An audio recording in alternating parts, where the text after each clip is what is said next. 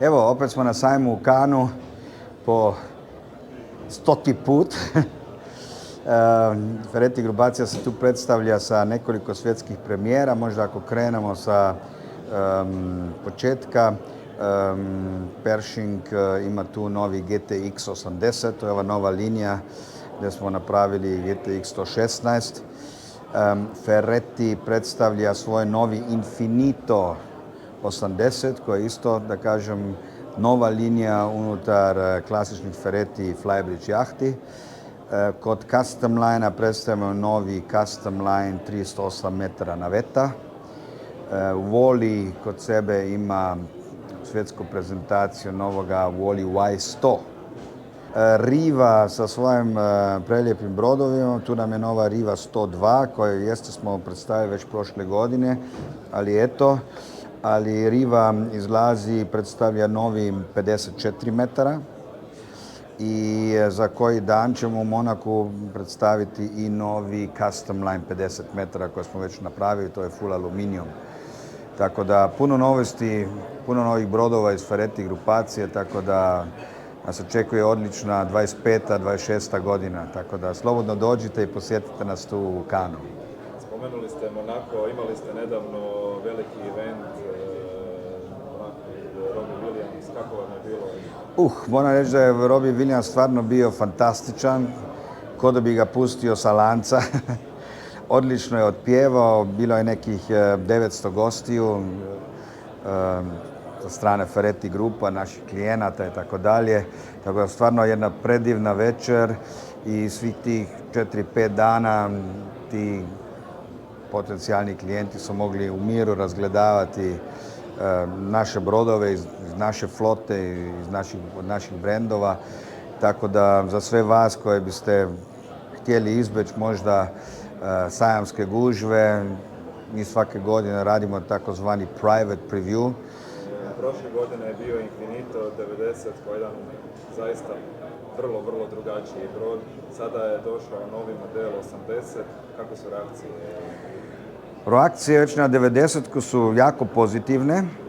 80-ka mijenja malo koncept jer je ipak opet manji brod. Nema master kabine na main decku, ali je napred u pramcu kuhinja koja onda prema pramcu radi jako lijepi taj sadržaj, kuhinja, pramac, ta prozor koji se otvara, odmah dodaješ vani direktno, tako da je to jedna kompletno novi prostor koji se na brodu nikad nije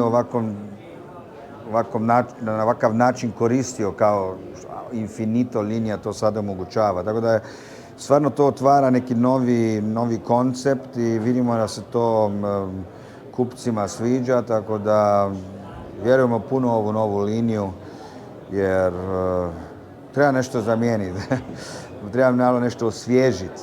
Tako da puno brodogradilišta ide sad u tom smjeru, neki su uspješni, neki manje uspješni, ali podržavamo tu inovativnost da se traže ti novi načini kako napraviti brod i kako koristiti brod.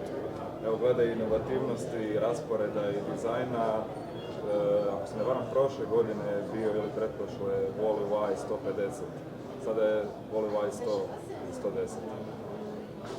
Može se povući paralela, opet novi model na jednu novu liniju. Da, mislim, Wally Y je sad najmanji u liniji Wallya, 200 pa 150 pa 100.